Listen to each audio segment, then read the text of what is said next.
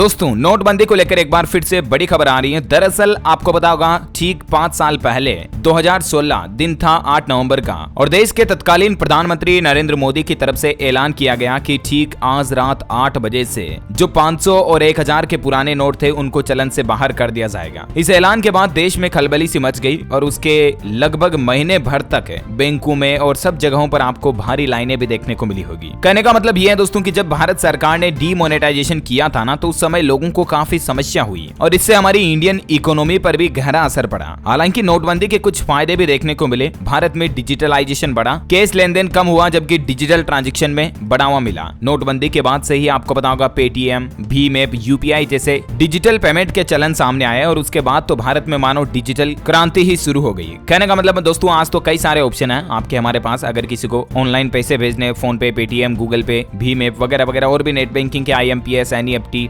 RTGS वगैरह वगैरह, right. लेकिन अब यहाँ पर इस वक्त की जो बिग ब्रेकिंग न्यूज अपडेट आ रही है, आज सुप्रीम कोर्ट की तरफ से नोटबंदी को लेकर एक बड़ा फैसला सुनाया गया और सुप्रीम कोर्ट ने केंद्र सरकार और RBI को एक नोटिस जारी किया। देखिए क्या नोटिस जारी किया। सुप्रीम कोर्ट ने कहा कि 9 नवंबर तक, यानी कि अगले महीने की 9 तारीख तक केंद्र सरकार और RBI को यह बताना होगा कि आखिर किस कानून से 1000 और 500 के नोटों को बंद किया गया। क्योंकि दोस्तों, सुप्रीम कोर्ट में भारत के ही कुछ लोगों ने याचिका लगाई कि आखिर केंद्र सरकार ने जो 2016 में नोटबंदी की थी 5 साल पहले, वो क्यों की। मतलब केंद्र सरकार के पास ऐसा क्या राइट्स हैं, क्या अधिकार हैं जिसके तहत केंद्र सरकार ने नोटबंदी की। याचिकाकर्ताओं ने सुप्रीम कोर्ट में दलील दी थी कि भारतीय रिजर्व बैंक यानी कि RBI के अधिनियम की धारा 26(2) के तहत जो केंद्र सरकार होती है उसको एक खास सीरीज के करेंसी के नोटों को रद्द करने का अधिकार होता है, ना कि संपूर्ण करेंसी के नोटों को बंद करने का। लेकिन आपको पता होगा, नोटबंदी के समय जो मेजर बड़े बड़े नोट थे 500 और 1000 का नोट, उनको ही बंद कर दिया। पुराने नोटों के चलन में सिर्फ वही नोट रहे, जैसे 50, 100 के, 10, 20 वगैरह के छोटे छोटे नोट। तो ऐसे में अब सुप्रीम कोर्ट ने इस मामले पर इन याचिकाओं पर सुनवाई करते हुए आज ही अभी एक बड़ा फैसला सुनाया और केंद्र सरकार को और भारतीय रिजर्व बैंक RBI को नोटिस जारी करते हुए सुप्रीम कोर्ट के 5 जजों की संविधान पीठ ने 9 नवंबर तारीख तय की है और 9 नवंबर तक केंद्र सरकार को यह बताना होगा कि किस कानून के तहत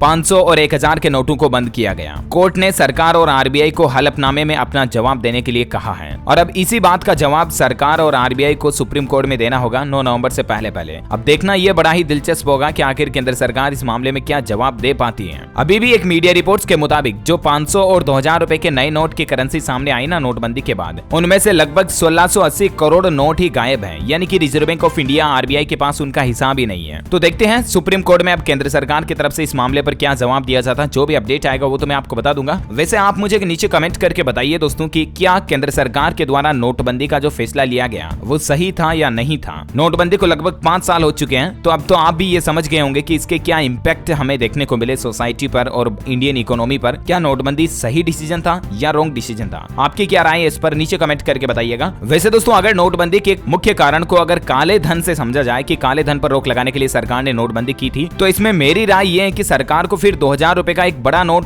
जारी नहीं करना चाहिए था। क्योंकि 2000 का नोट यानी कि करेंसी का नोट जितना बड़ा होगा उतनी ही तो और काले धन आगे और ज्यादा बढ़ेंगे। तो मतलब 2000 के नोटों से तो और कालाबाजारी बढ़ेगी। मेरी ओपिनियन तो ये है। वैसे इस पर आपकी क्या राय है कमेंट में लिखिएगा। वीडियो को लाइक और शेयर करना, हमारे चैनल DLS न्यूज को सब्सक्राइब करके बेल आइकन जरूर दबा दीजिएगा। Thank you, take care, good bye, जय हिंद, जय भारत, वंदे मातरम।